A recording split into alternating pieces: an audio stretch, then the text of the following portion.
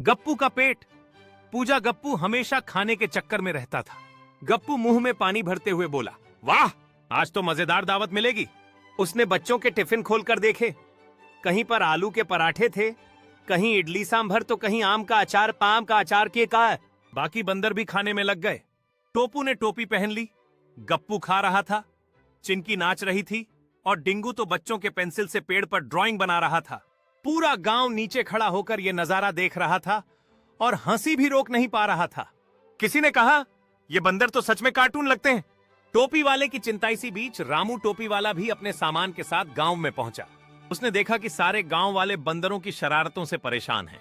रामू बोला, अगर ये ऐसे ही करते रहे तो कोई मेरी टोपी खरीदेगा ही नहीं। सबका ध्यान इन बंदरों पर ही रहेगा। गांव के बुजुर्ग ने रामू से कहा, बेटा, अगर तुम इन बंदरों को काबू कर लो तो गांव वाले तुम्हारी मदद करेंगे। रामू ने सोचा, अब मुझे कुछ योजना बनानी होगी। बंदरों का नया खेल। शाम को बंदरों ने एक और शरारत की। गांव के बीचों बीच एक शादी का जश्न था। लोग नाच गा रहे थे, ढोलन गाड़े बज रहे थे।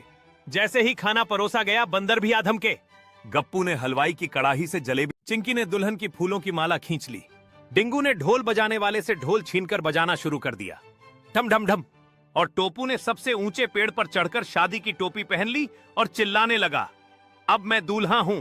पूरा गांव हंसी से लौटपोट हो गया, लेकिन दूल्हा बेचारा डर गया और बोला, अगर बंदर ही दूल्हा बन गया तो मेरी शादी कैसे होगी। गांव वालों का गुस्सा, अब बात बढ़ गई।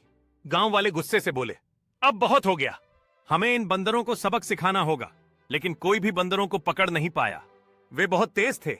रामू टोपी वाले ने सबको शांत किया और बोला, गुस्से से काम नहीं बनेगा, हमें चालाकी करनी होगी।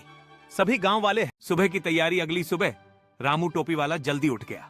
उसने सोचा, अगर मैं बंदरों से हार गया तो गांव वाले मुझे हमेशा मजाक उड़ाएंगे।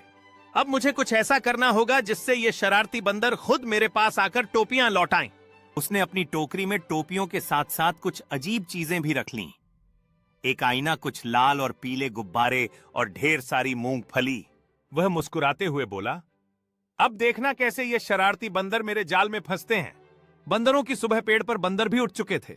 चलो आज कुछ नया करते हैं। गप्पू अभी भी जम्हाई लेते हुए बोला, भाई आज नाश्ते में क्या है। चिंकी ने आंखें घुमाते हुए कहा, तेरे लिए तो हमेशा खाना ही जरूरी है। डिंगू कूदते हुए बोला, हाँ हाँ, चलो टोपी वाले को परेशान करते हैं। टोपू ने शरारती मुस्कान के साथ कहा, लेकिन इस बार सावधान रहना, पिछली बार उसने हमारी नकल करा के सारी टोपियां वापस ले ली थीं। टोपी वाले का पहला जाल। आईना रामू गांव के बीचों बीच बैठ गया और टोपियां बेचने का नाटक करने लगा। फिर उसने धीरे धीरे